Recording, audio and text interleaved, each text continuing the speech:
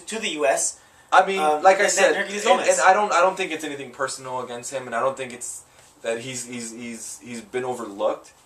I just feel maybe for what Jurgen for Jurgen's idea, maybe he just doesn't fit into the plans right now. You know, these are the last 2 games of the year. Maybe he wants to finish out with the same squad he started when he became a manager. So maybe, you know, maybe that's what he's doing. Like, we don't know. Yeah, I mean, we could argue that, you know, Gomez is out there killing it, but what if you bring another person? You know, you bring another person into the team that already has, you know, they've already had that camaraderie and that, you know, they've already built a relationship. All the players have built relationships with each other, and you know, it's a nice little tight unit. And maybe you bring a wild card in there. It could potentially mess up a lot of things. You know what I mean? As a coach and as a team, you know, you've been on teams, and it could work to his favor. But I think right now he's keeping it safe, and he's saying, you know what, I'm putting my money on Josie. Edson Bodo has been there, you know, because Edson Bodo has been getting the call up. He just hasn't played. He's been getting called up, but even when he's had the opportunity to play, I don't see. And I completely understand. I completely understand. I don't see how Edson Bodo gets the call up and Hercules Gomez doesn't. I hear you. But I mean, even DeMarcus Beasley, the last game he had, he was showing some signs of. I'm a big Beasley fan. I was a big Beasley fan, but I just do not think he fits in the like. He's an older player. Mm-hmm. He's a smaller player. He's very fast and good with his feet, but we just know Breck Shea is the answer. Mm-hmm. And even coming off as a sub, yes, Beasley has the pace, but I don't think he's as effective as other players could possibly be. Yeah. Like I said, I mean, Hercules Gomez is doing his thing, and he's rocking it right now, and no one's taking that away from that guy. But like I said, there's a base to everything, you know, and maybe he's just trying to work with what he has right now, and that's where it's at. You know, I doubt that it's something personal, and I doubt that it's that he's gotten overlooked, because I mean, he's been on the national team. Hercules Gomez has been on the national team. You know, I mean, you know who he is. He knows who the guy is. He plays the World Cup. He plays the World Cup. Yeah, exactly. He's a World Cup player. So I mean, bottom line. Let me ask you this: since you know what, Donovan was opted to stay out. If you could have brought somebody else in with that last spot.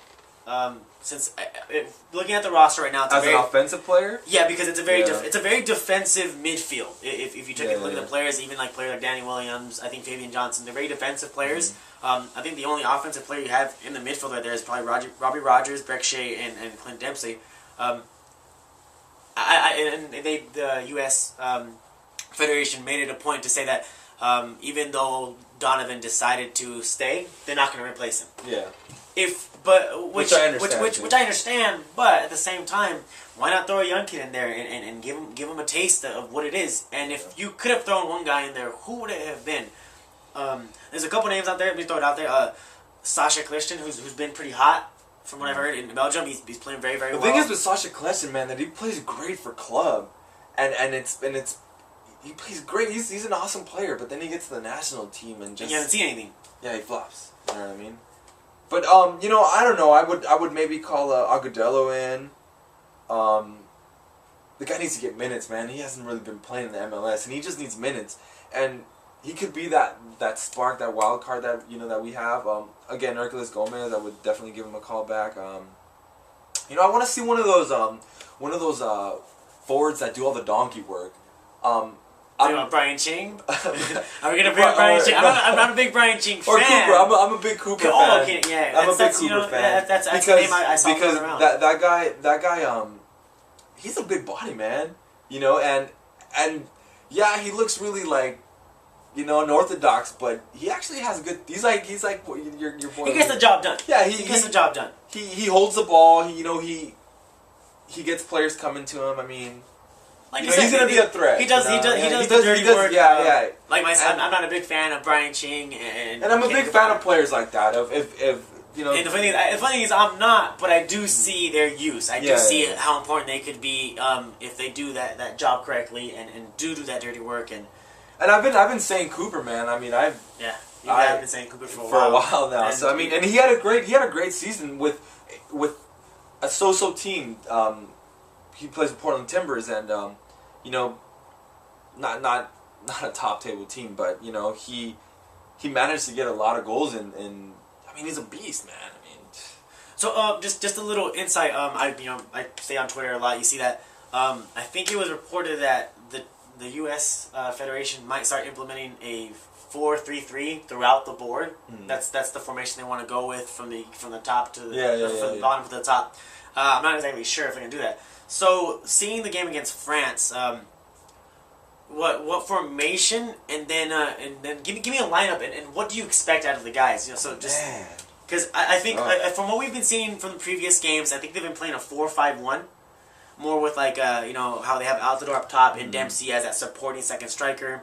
They have the wingers, the 2 defensive midfielders, and your 4 back line plus you know your man in goal. You know, I'm not a big fan of the 4-3-3 just because to play that, man, you have to have it's something that I think I saw. I'll check again and I'll make sure to. But you know, I would go with 4-5-3, stack the midfield because I mean. France has midfielders. 4-5-3. Yeah, 4-5-1. 4-5-1. Yeah, 4 up top, pack the midfield, maybe play 4 in the back. Yeah, 4-5-1. Yeah, 4-5-1. 4-5-1. So basically, lone striker, your 5 midfielders, pack the midfield, and then your 4 defensive players. Because man, France has players that can move the ball, man, and you got Nasri in there. You got. I think he opted not to play though. Oh, he opted not to play. Yeah, I saw that on Twitter. Sorry, I'm just. No. A couple guys. They're not taking. A couple guys are out with injury. I think 3 big key guys. I forget their names, but I'm pretty sure Nasri is one that's not going to go. Okay. So France is going to be France. They're still taking a great team. Yeah, but some guys are going to be missing. And they play champagne football, man. They can really move the ball, and I think I'm not gonna lie, man. The U.S. is gonna have their work cut out for them in the midfield. So I feel like they need to pack it in, stay together, and you know use those flanks, man. Use the flank. Use Brek-Shea and what's his name Williams. Williams showed some really good things last time. So maybe we can. We can get those flanks exploding, you know. And so let me give you what I think will probably be the lineup. You know, of course, we have Tim Howard in goal. That's what I expect to see. I expect to see the same back line we saw against Ecuador, with Timmy Chandler on the left, Bocanegra, Onyewu, and Churundolo on the right. On the left, of course, Brek-Shea is kind of sentimental himself. We've been saying that, so I think he's gonna be there. As far as the 2 in the middle that I would like to see Bradley, and seeing the lineup, probably Kyle Beckerman. So basically, by Beckerman playing that almost stopper role, and then Bradley in front of him going with a little more runs. Since Donovan decided not to make the trip, we're probably gonna see Danny Williams, but maybe we might see Robbie Rogers, and then I expect to see Dempsey in that supporting striker role, and then of course Altidore up front.